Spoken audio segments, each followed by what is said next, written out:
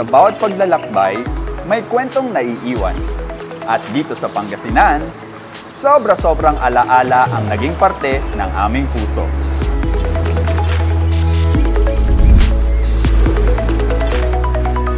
We've seen the beauty of this land. From sun-drenched shores to misty mountains, from quiet towns to lively festivals.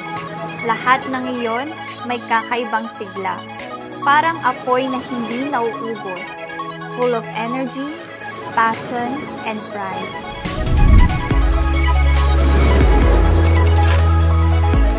We followed the flow of water. Every splash, every wave reminded us that life here moves with grace and depth.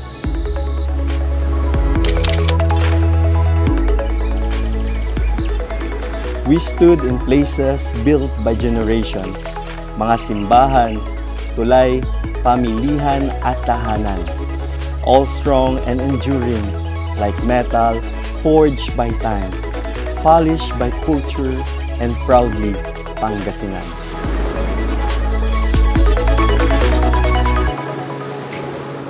We walked on trails shaded by trees, tasted food cooked from the land, and met people whose lives grow with every season. Tulad ng kahoy, may ugat, may lakas, may kwento ang bawat sulok.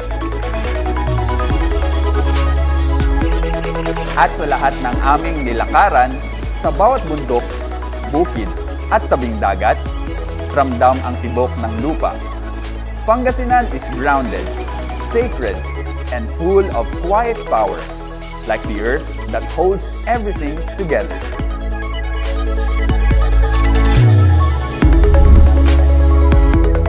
Pero higit sa lahat, nakita namin ang ganda ng puso ng mga tao. The kindness of strangers, the laughter of kids, and the stories of the people. These are the treasures we'll carry with us.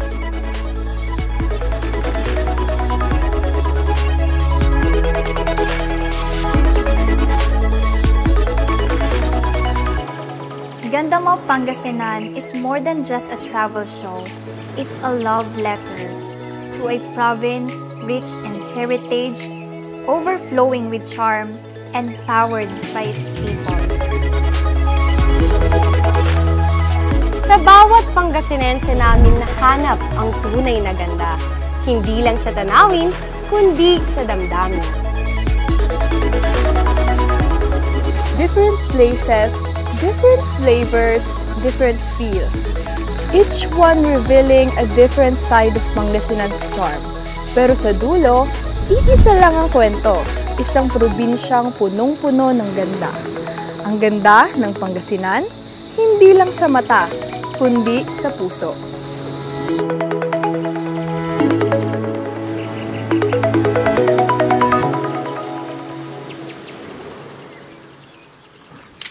Balikan natin, hindi lang ang mga lugar, kundi ang bawat alaalang iniukit ng hangin, ng araw, ng halakhak. Mga yapak sa buhangin, mga titig sa tanawin, mga kwentong bumulong ng katotohanan. Na ang ganda ng Pangasinan ay hindi lamang nasusukat sa tanawin, kundi sa damdaming iniiwan nito. Sa bawat tawa, sa bawat tahimik na sandali, sa bawat yakap ng kalikasan, doon natin tunay na nakita, naramdaman, at minahalang ganda niya. Ganda na hindi madaling kalimutan, ganda na babalik-balikan. Ako si Rodnel, ang inyong travel hati. Ako si Yana, ang inyong jolly traveler. Ako si Frank, ang inyong travel heartthrob. Ako si Izzy, ang inyong twin traveler. Ako si Andrea, ang inyong cheerful explorer. At ito ang Ganda Mo Pangasinan! Simulan na ang pasyalan. Lang-lang, pumasyal sa Pangasinan, balikan ang lahat na magpasaya. Lang-lang, klasin ang taglay na ganda. Siguradong mag-enjoy ka. Lang-lang, pumasyal sa Pangasinan, balikan ang lahat na magpasaya. Lang-lang, klasin ang taglay na ganda. Siguradong mag-enjoy ka.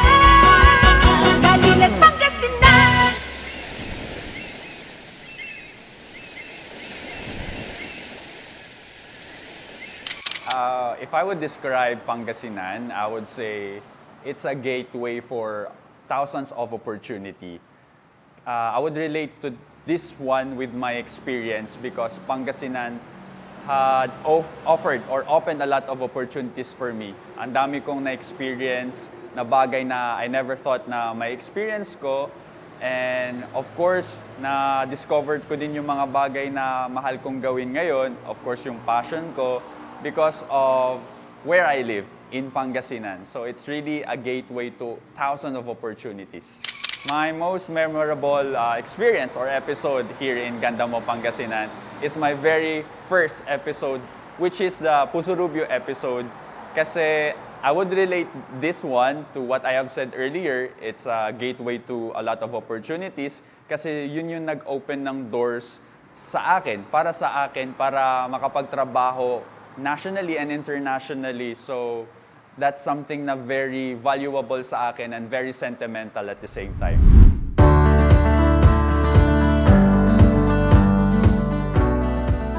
Mula sa mga tsokolating gawa sa Chocolate Factory ng Puso Rubio hanggang sa masustansyang kanton ng Lawak, nasaksihan ko ang mga pinagmamalaking husay, dedikasyon at ganda ng dalawang bayang ito. Naging daan ito upang matuklasan kong pang world class ang mga produktong mula rito. It was a wonderful experience and opportunity for me to have witnessed what Puso Rubio and Lawak has to offer, not just in the province or the country, but internationally. Truly, it is a remarkable journey that I will cherish forever. Being exposed in these two beautiful municipalities, I have learned the importance of preserving our culture and traditions. Indeed, this travel is full of enjoyment, thrill, excitement, and knowledge. Puso Rubio is truly a strong and free municipality, overflowing of diverse culture, exhilarating destinations, and welcoming people. Lawak, despite of it being the youngest municipality in the province, is flourishing with its hard-working people. I can't wait to discover more of what this admirable province, Pangasinan, has to offer. Balbalag ya salamat kabaluyan ko. Thank you, Pangasinan, for your wonders. Tunay ngang ang ganda mo, Pangasinan!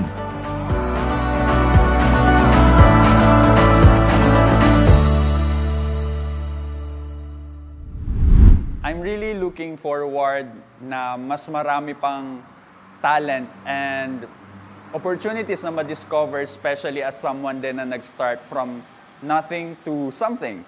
Nag-start ako na mag-dream lang or mangarap lang, and this place offered me a lot of things to experience.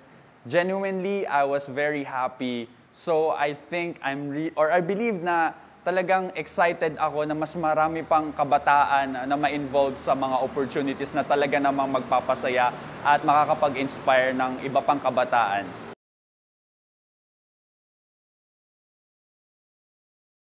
Seven healthy habits para sa healthy Pilipinas. Sa mundong ginagalawan, pagandaan ng Big One.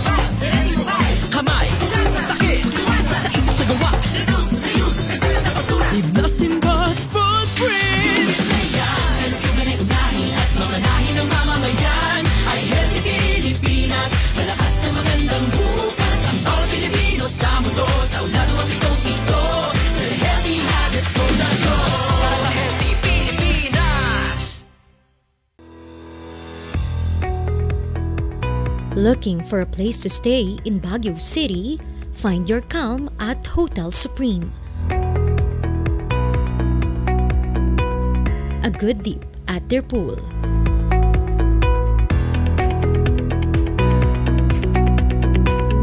Clean and comfortable rooms with a view.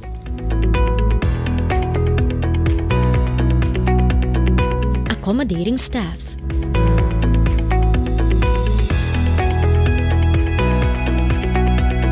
You can also enjoy a sip of coffee at their coffee shop. Good food for a good mood at their restaurants. Spacious halls for events, and many more. A perfect balance of business and relaxation, all at Hotel Supreme.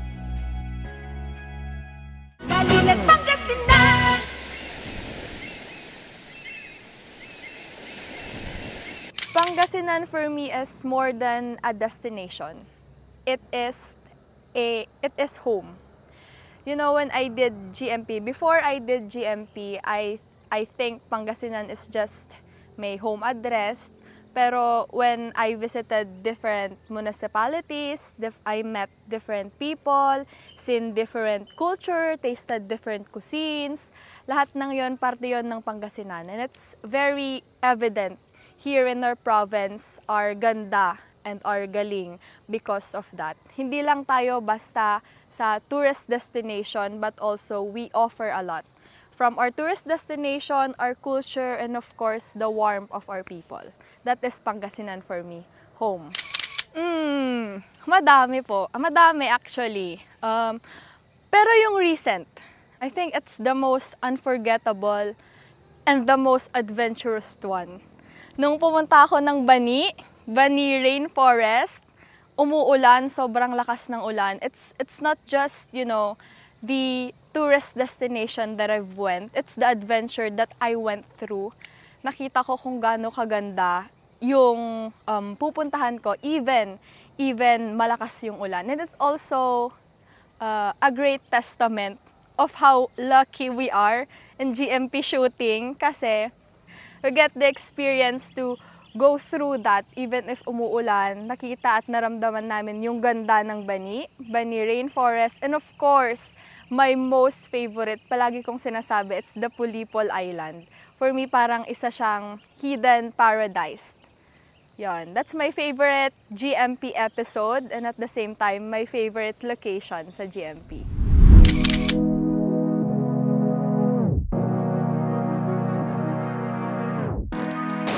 Grabe, di ba? Pangasinan is truly a biyaya, a blessing. Every corner tells a story about nature, culture, and warm-hearted people. Sa bawat hakbang, bawat kaway ng mga lokal at bawat tanawin, ramdam ang biyayang hatid ng lalawigan. Hindi lang ito basta lugar sa mapa. Pangasinan is an experience, a feeling. Talagang ganda mo, Pangasinan.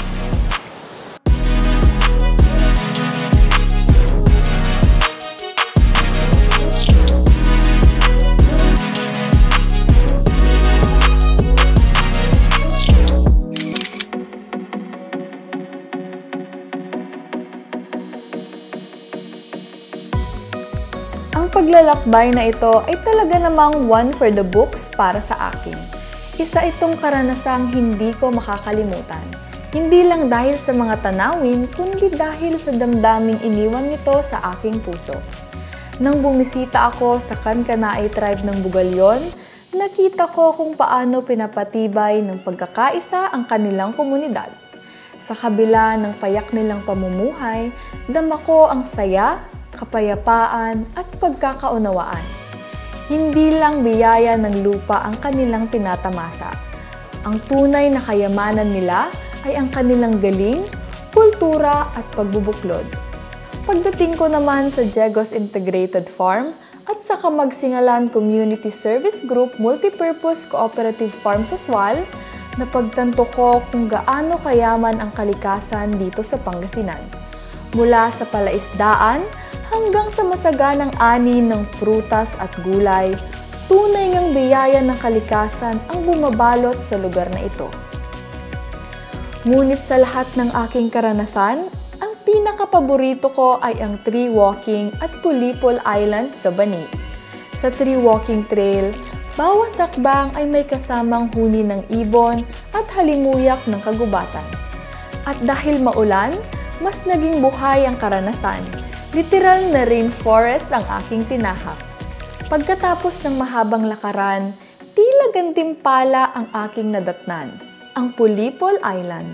Sa unang sulyap pa lang, nahulog na ang loob ko. Pino ang buhangin, malakas ang hampas ng alon, at napakagandang pagmasdan ng paligid. Para kang nasa postcard, lahat ng sulok, Instagram-worthy. Pero higit pa sa ganda ng tanawin, ang katahimikan at kapayapaang hatid ng isla ang tunay na nakakahalinang biyaya. Dahil sa paglalakbay na ito, naramdaman ko ang lalim ng biyaya sa ating lalawigan. Mula sa kabundukan, bukirin, karagatan at komunidad, lahat ay may hatid na kagandahan at kabutihan. Kaya't sa bawat halakhak, sa bawat tanaw, at sa bawat patak ng ulan na aking naranasan, isang bagay lang ang paulit-ulit na sumasagi sa aking isipan. Tunay kang pinagpala, tunay kang kahanga-hanga.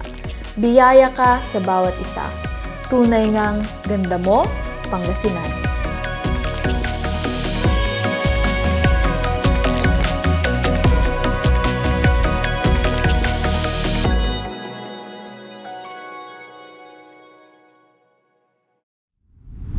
I'm excited about how people would discover Pangasinan more than its, popular tourist destination.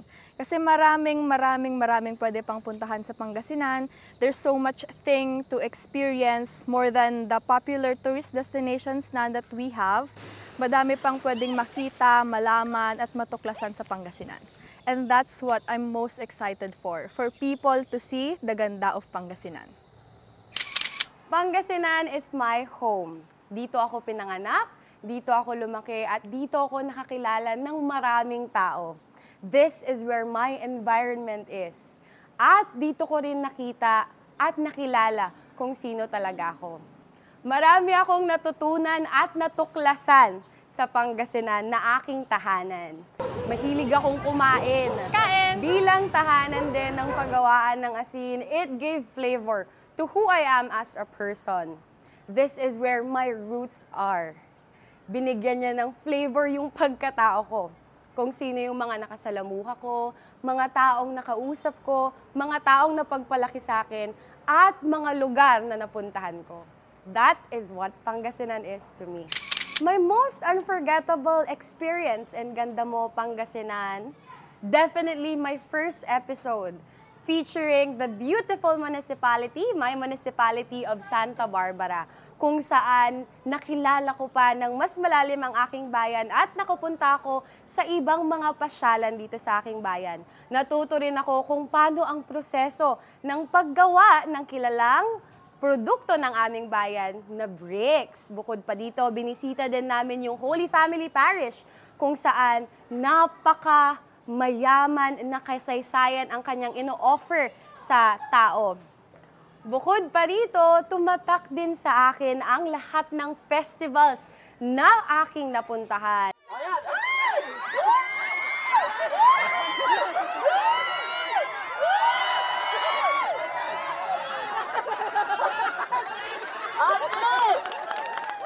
At isa na rito ang Pakwan Festival sa Bani, Pangasinan. Talagang naipakita ng mga festival na ito ang pagkakaisa ng mga mamamayan.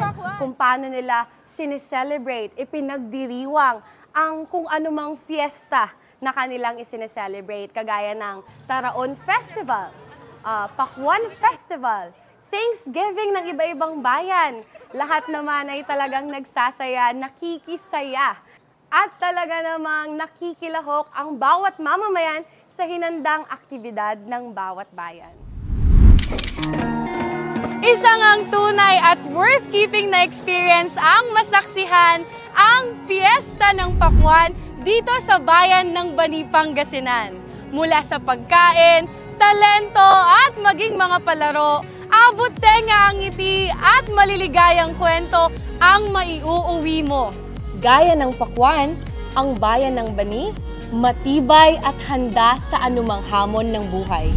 At sa loob na may matatagpuan ang tamis at pagkakaisa para sa iisang mithiing maipakilala pa ang kanilang mga produkto, ganda ng bayan, at talento ng mga taga rito.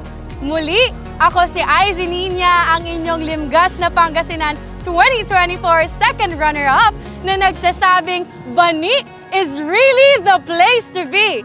Happy Pakwan Festival! Ganda mo, Bani! Ganda mo, Pangasinan! Galila! Tan tan nan nan nan nan.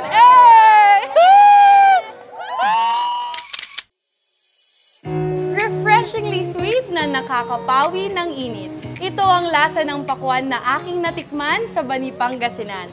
At ang pakikiisa sa selebrasyon na ito, ang Pakuan Festival, ay talagang aking nagustuhan dahil nasaksihan ko ang pagsasama-sama, pasasalamat at pagpapahalaga ng mga baniyan sa biyaya ng kalikasan, ang kanilang masaganang ani ng Pakuan. Ipinakita ng selebrasyong ito ang pagkakaisa ng mga baniyans sa sama-samang pagkain, pagtawa, pagpapakita ng talento at pakikilahok sa mga palaro. Talaga nga namang kasing tamis ng Pakuan ang kanilang samahan. Pinaka na-enjoy ko rito ang Pakuan Cook Fest dahil naipakita nito ang pagiging resourceful ng baniyan sa paghalo ng Pakuan sa iba't ibang ulam at pagkain. First time kong kumain ng ulam na may halong Pakuan, kaya talagang hindi ko to makakalimutan. Pinatunayan ng kompetisyong ito na hindi lang panghimagas ang ganitong uri ng prutas. Ito rin ay maaaring maging sangkap sa kung anumang putahe. Tunay nga na ang Pakuan ng Baniyans ay walang katulad. Kaya muli, Happy Pakuan Festival! Happy Pakuan Festival!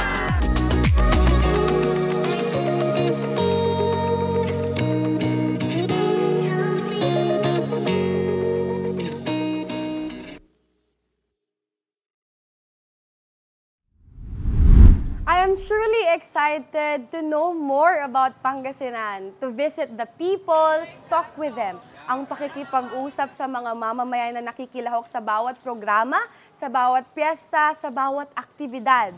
Sa pakikipagkwentuhan, pakikipagtawanan, doon natin malalaman kung sino talaga ang mga tao sa mamamayang iyon at malalaman kung paano sila nagpapayabong ng kanilang kultura at tradisyon.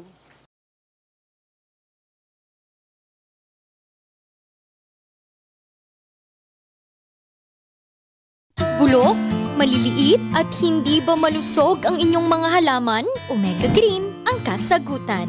Ihalo lang ang 2 kutsara nito sa isang maliit na container at kaunting tubig. Pagkatapos ay ihalo sa knapsack sprayer at pwede na itong spray sa mga pananim. Meron itong nitrogen, phosphorus, magnesium, copper at zinc na tumutulong sa pagpapaganda at pagpapabilis ng tubo, pagpapanatili ng nutrisyon, mas malagong mga dahon at panlaban sa mga sakit ng mga halaman. Hindi rin ito nakasasama sa kapaligiran. Pwede rin ito sa kahit anong klase ng halaman, mapa-highland crops o lowland crops. Omega Green by Encam Agri-Marketing, the ultimate friend of farmers.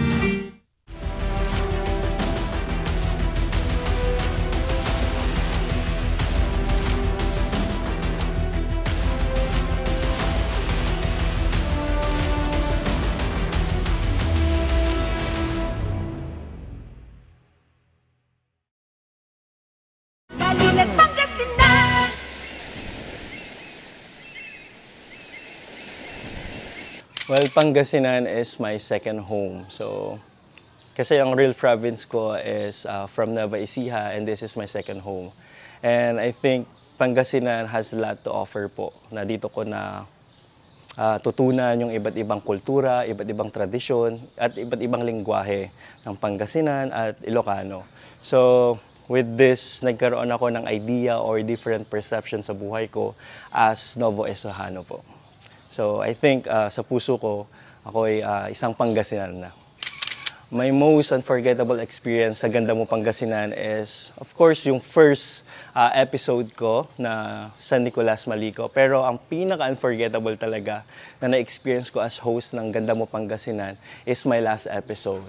Kung saan nag-host po ako sa Bulinaw Mangunguna Festival. Kasi imagine different people, different community nagsama-sama sa isang lugar para magsalo-salo sa isang hapagkainan. Doon ko rin naranasan na sa panahon na yon or sa festival na yon is walang mahirap, walang mayaman, basta salo-salo sa pagkain and sobrang saya.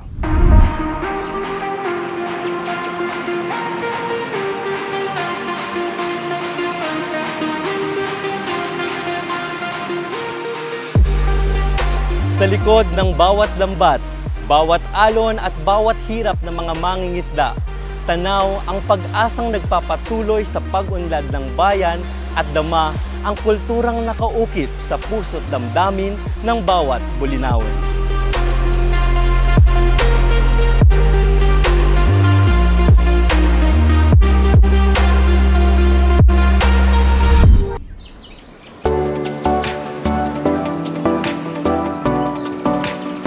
Napakaswerte ko na naranasan ko ang Mangunguna Festival sa Bolinao. Isang karanasang hinding-hindi ko makakalimutan. Ang kanilang pidudungo at mangan atamo siguradong babalikan ko. Panahon kung saan buhay na buhay ang mga kalsada sa tawanan at kwentuhan at ang init ng pagsasama-sama ng mga tao ay isang malaking salo-salo. Ang paglalakad ko sa gitna ng kasayahan, naamoy ko ang halimuyak ng samut-saring pagkain. Bawat mesa, puno ng mga pagkain mula sa sariwang huli ng dagat at mga lokal na produkto. Isang tunay na handog ng kalikasan at kasipagan ng mga Bolinawens. Sa bawat kagat, lasap ko ang kwento ng komunidad, ang kanilang pagmamalasakit, pagkamalikhain, at pagmamahal sa sariling bayan. Pero higit pa sa sarap ng pagkain, ang pinakamasarap sa lahat ay ang damdaming bumabalot sa paligid. Ang saya ng mga estrangherong nagiging magkaibigan sa iisang hapagkainan. Mga mukha nila na puno ng tamis katulad ng kanilang mga prutas. Ang Mangunguna Festival ay higit pa sa isang pista. Ito ay isang paanyaya. Paanyayang makisalo, makitawa, at bumalik kung saan nagmula ang mga pagkaing sariwa. Kung mabibigyan ka ng pagkakataon, huwag ka nang magdalawang isip. Sa Bolinao, sa Mangunguna Festival, matutuklasan mo na minsan ang pinakamasarap na biyaya ay hindi matatagpuan sa plato, kundi sa mga pusong nagbubukas para sa iyo.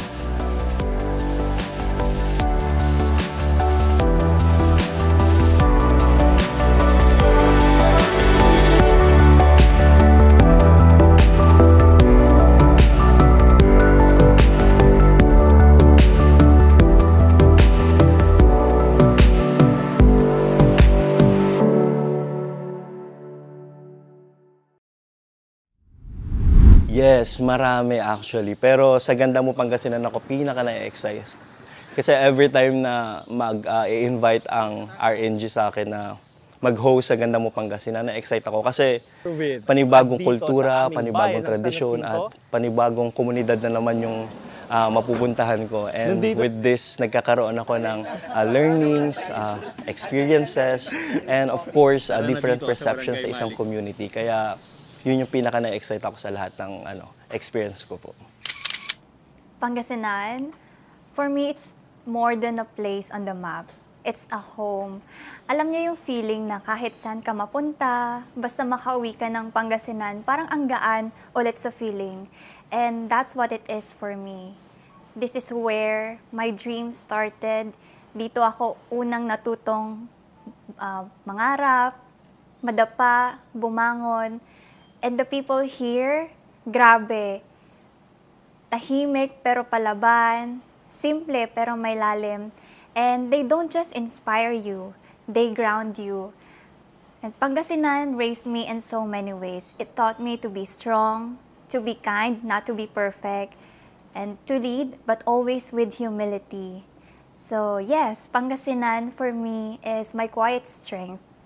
It's a reminder for me that there is beauty in simplicity. And no matter where life takes me, I'll always carry Pangasinan with me. Grabe, ang daming unforgettable moments sa Ganda Mo Pangasinan. But if I had to choose one, it would be our shoot in Manaoag.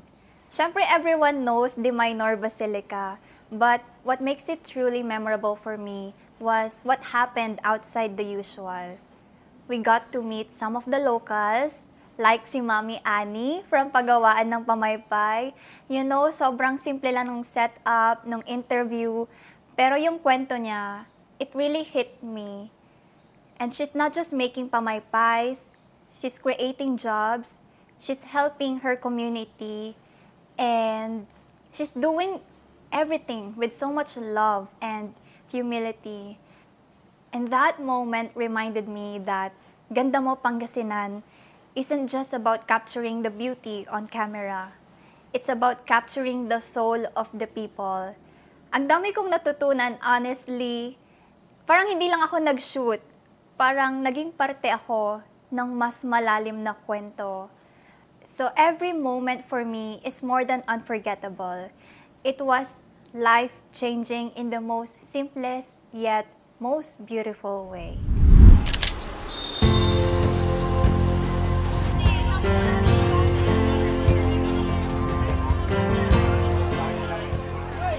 My grandmom is a devotee of Mama Mary. So every time we go here in Manaoag, the Minor Basilica will always be our first destination, and that is one of the best memories I have of her.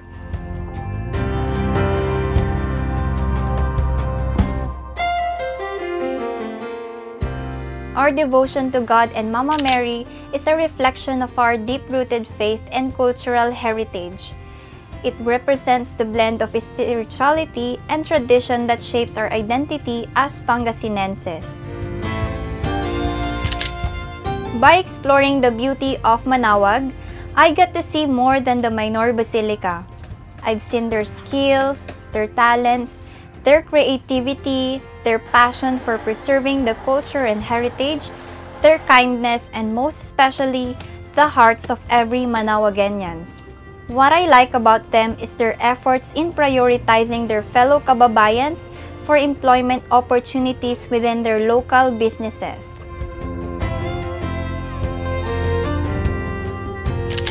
And I am so happy to experience the process of how they make pamaypay, lampshades made out of bamboo, chairs and tables out of recycled rubber tires, and of course, my favorite, sampaguita ice cream. Sarap! Manaoag is a town rich in cultural, spiritual, and natural attractions and offers something that will make you special. There is something in Manaoag that will make you feel at home.